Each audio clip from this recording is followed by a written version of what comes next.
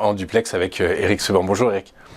Bonjour. Bonjour, merci Eric d'être avec nous ce matin comme tous les mercredis matins. Vous êtes trader, analyste et coach. Et avec vous, on va décrypter les premiers échanges à la bourse de Francfort. Eric, en l'absence de volume significatif, est-ce qu'on peut estimer de données fondamentales à la hausse, se présentant comme catalyseur à la hausse ou à la baisse, peut-on estimer que le mouvement sur le DAX va poursuivre sa latéralisation entre les 15 003 et les 15 006 ? Oui. D'ailleurs, c'est un peu ce que je vous ai dessiné parce que c'est ce que je pense qu'il va se produire, comme je l'avais déjà anticipé il y a plusieurs semaines. Et les raisons sont toujours les mêmes. Les raisons sont toujours les mêmes pour que ça se passe de cette manière-là, à savoir que on a des gérants qui sont toujours absents. On voit bien le niveau de volatilité monte d'un cran. Alors, en intraday, principalement, parce que si on dézoome et qu'on regarde la grande image, c'est moins le chaos. Mais il n'empêche que sur le plan contextuel, il n'y a pas de nouveau. Il n'y a pas de nouveau, on a toujours pas de visibilité. La certitude moyen terme continue de dominer, sans nouvelles de nature à pouvoir établir des scénarios d'investissement sur les actions. Vous ne retrouvez pas les gérants de sitôt. Bon, maintenant on est habitué, ça fait des mois que ça dure, donc pendant ce temps-là, ils gèrent comme ils peuvent leur liquidité. Je vois que la volatilité sur les options permet de conclure qu'il reste méfiant, ce qui est une bonne chose parce que des gérants protégés, c'est aussi un marché peu vulnérable contre une baisse. Bon, donc ça c'est l'aspect positif des choses d'une certaine manière, pas pour tout le monde, hein, vous l'avez compris. Mais ce qui est plus gênant en fait, c'est de voir le marché poursuivre sa hausse sans qu'il y ait de conviction. Parce qu'on se demande jusqu'où ça peut monter comme ça. C'est bien de monter parce qu'il n'y a pas de vendeurs sur les niveaux. Encore que vous avez pu voir que le scénario que je vous avais décrit la semaine dernière s'est parfaitement déroulé jeudi, puisque je vous disais, on va probablement repartir en double top, mais cette fois-ci, il y a de la place pour...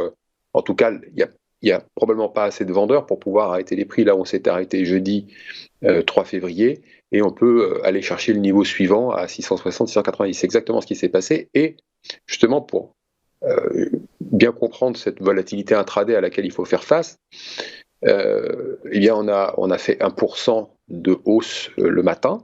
On est allé chercher le niveau 60-90, 660, 690, et puis l'après-midi, on a perdu 1%. Donc 1% dans un sens, 1% dans l'autre sens, pour rien du tout. C'est ce qu'on a pu vivre également hier. Je ne sais pas si vous avez un peu regardé la séance, mais ça a été des séries après l'annonce de la statistique, la publication de la statistique sur l'inflation, je crois. Oui, aux États-Unis, oui. Ouais, c'est ça. On a eu 5 mouvements de 0,80% dans l'après-midi, entre 14h30 et 17h30. Là, c'est vraiment c'est le retour en force des statistiques. Pendant des années, ça ne faisait plus d'effet.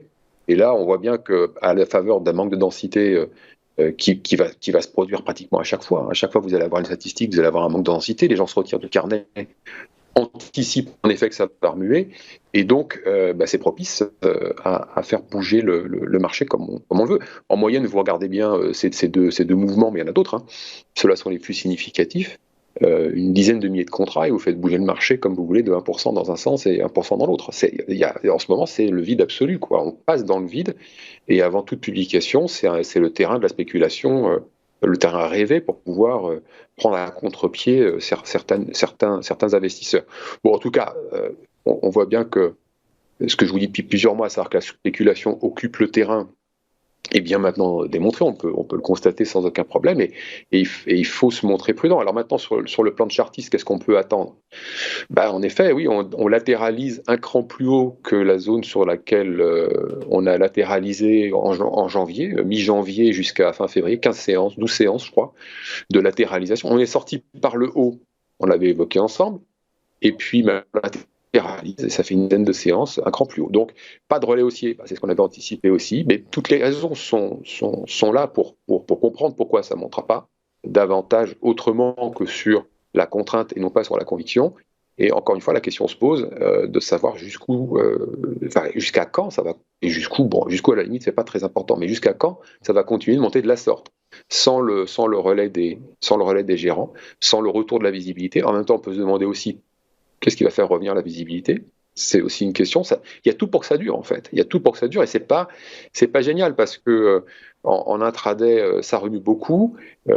Et puis, vous avez un poids des produits dérivés sur le total des volumes de transactions quotidiens qui est considérable. C'est déjà depuis longtemps nettement supérieur au volume de transactions sur les actions, mais là, ça prend des proportions, avec toutes les contraintes techniques que ça va engendrer. Évidemment, à chaque fois que vous prenez des prises de position avec des produits dérivés, alors soit c'est pour couvrir, soit c'est pour spéculer, soit c'est un peu des deux, et puis il y a toujours de l'effet de levier, il y a des échéances, donc il y a beaucoup de contraintes techniques qui obligent à un moment les opérateurs à faire quelque chose. Donc quand vous avez ce poids de produits dérivés, et que vous voyez finalement que le marché aujourd'hui c'est plus un outil de spéculation financière et que c'est de moins en moins, parce que c'est de plus en plus comme ça depuis des années, mais c'est de plus en plus ça et de moins en moins une représentation fondamentale de la valeur des entreprises, ça devient un petit peu embêtant parce que quand vous avez plus de visibilité et plus ces repères fiables pour établir des scénarios moyen-long terme, qu'est-ce que vous êtes tenté de faire?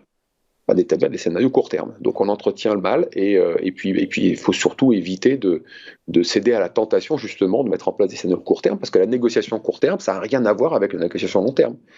C'est un truc à se prendre les pieds dans le tapis si on ne sait pas comment faire. Donc c'est dangereux. Ouais, c'est hyper intéressant ce que vous nous dites, Eric, hein, que le DAX, tout du moins le DAX, faudrait après analyser les autres indices mondiaux, mais en tout cas sur le DAX, le poids des produits dérivés est tel que finalement l'analyse ne peut être que technique finalement par la force des choses. Oui.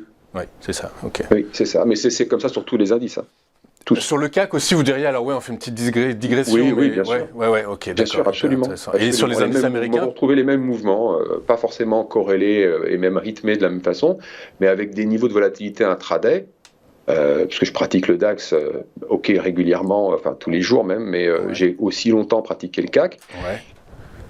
Je le lis, je le regarde, et parfois je prends quelques positions quand les conditions sont requises, mais vous avez le même comportement, et de toute façon, les marchés sont construits pour bouger parce que justement le poids des produits dérivés oblige des opérateurs à agir, et le plus souvent sous la contrainte. Donc ce qu'on voit là est normal, mais malheureusement, je crains que ça dure. Les conditions sont en place pour que ça dure. Les conditions sont en place pour que ça dure. Une dernière question, du coup, finalement, donc c'est de l'intraday à privilégier totalement sur des marchés dominés par les produits dérivés.